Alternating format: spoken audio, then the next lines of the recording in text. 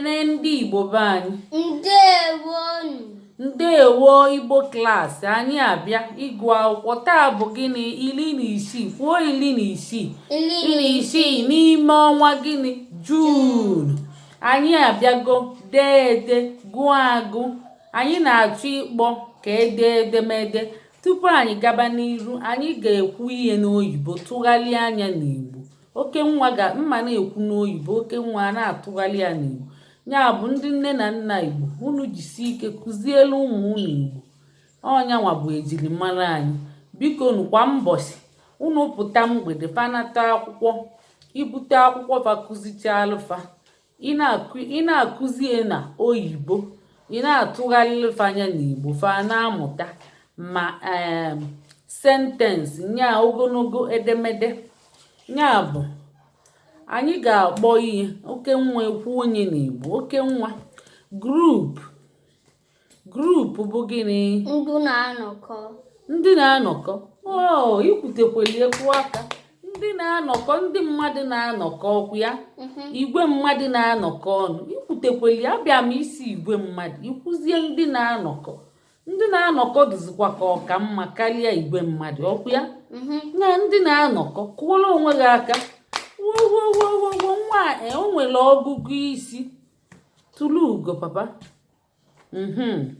Gad. Ka ihe bụ gad? Onye gịnị? Gad.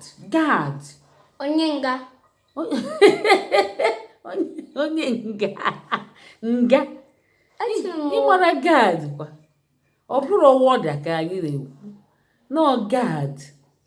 Nya onye nche. Ọrụ onye nche. Pụọ onye nche. Onye nche. Ọkwa ịmụta gị onye nche. Ngwa guide. Nke bụzi guide. Pụọ onye papa. Onye na-enye aka.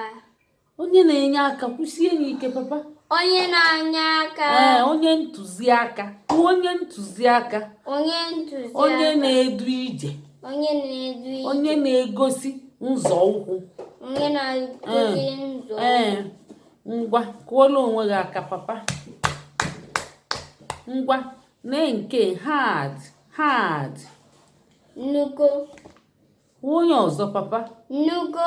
Si anụgo mie. Hard. Anụgo mie here. Hard. Past tense of here. Hard.